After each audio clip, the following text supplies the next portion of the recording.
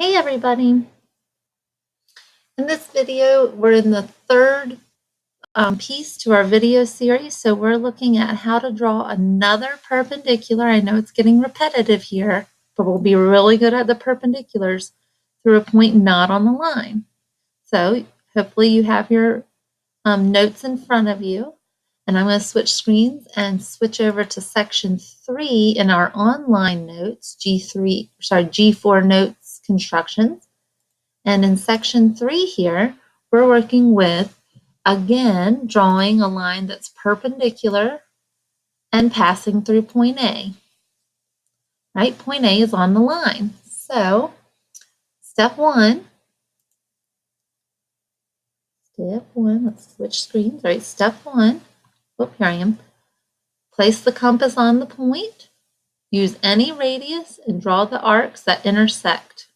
That's just how we started last time, except when we intersected the arc last time, the curves curved towards the point off the line up here, and now the curves are facing the point on the line. That's our big difference here. That's really the only difference. So that's how I'm going to start. Start at point A, adjust your compass so everything fits on the line. Pretty close to the end over here, so I got to squeeze this shut. All right, there's intersection 1. Rotate around. There's intersection 2. Okay. This built the endpoints for us. So we have endpoint 1, endpoint 2. And now this is our third video on how to draw a perpendicular. So I hope it's becoming pretty clear. You're going to set up your compass on each of these intersections and draw an X out here using the compass, not changing the size of the radius setting. That X connects to the line at a perfect perpendicular when you switch over to your straight edge. So we started at point A, drew our 2 endpoints, and then used those endpoints to create this intersection down here. And then when we connect the intersection back to the line, it is perfectly perpendicular. That's step 1. It has to be perpendicular, and it has to go through the point on the graph. All right, let's go look at an SOL style question. Which point creates the perpendicular? There it is. There's that key word. Which point creates the perpendicular from point Y? All right, point Y is here on the line. So from point Y. All right, let's get rid of this here. So pull the compass over. Start at point Y since this has to go through point Y. Now, this picture is smaller. Look at that. It's smaller than the compass. That's super frustrating. So before I even start, I'm going to get the straight edge, and I'm just going to lengthen out this line a little bit. Give me more space to work with. I hate that they did that. If they're going to give you a picture, it should be big enough to accommodate the tools. So just stretch that line out a little bit so we have some space. Now I'm going to go back to the compass and build from point Y. So starting on point Y, I want to make my 2 endpoints. Squeeze this down a little bit so it fits in the screen. All right, so here's endpoint number 1.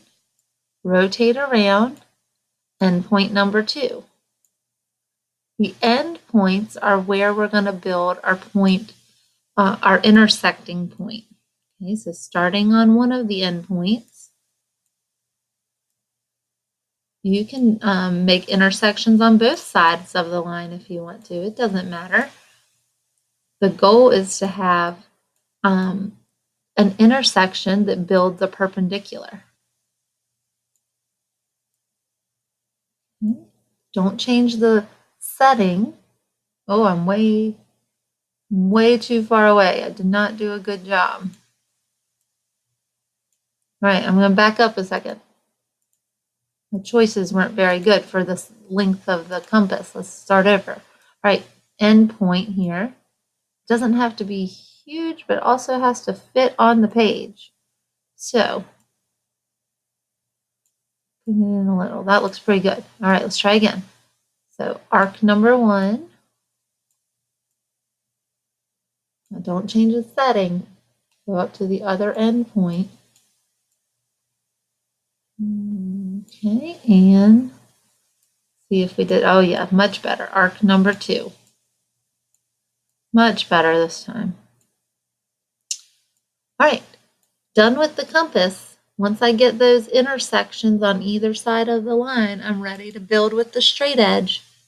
So from intersection to intersection, I cut right through Y. I'm going to keep this line going so I can see which multiple choice answer to choose. And I think I am closest to X. I am closest to X. So my final answer, point X, lives on the perpendicular. I think this is a pretty tough question. You have to remember to stretch out that line on the image so that you have enough space to work. All right, one final example here. And in this example, the construction has been drawn for you. So there's no construction work for us to do. We just have to understand what's happening. It says, for the construction shown above, which of the following arcs must have been drawn first? So super, super, super important to remember that before you can start these constructions, you have to have endpoints. There's no way you're going to find a perpendicular or a bisector without knowing where to start from. So the very first thing to do was to set your compass up on the line and draw these endpoints, which my compass is just too big. This picture is too small, so it's a good thing they did this work for me, but I needed to draw my endpoints first. All right, that's it for perpendiculars. That was our third type 3 there. So next video, we're going to look at how to draw parallel lines. Happy studying!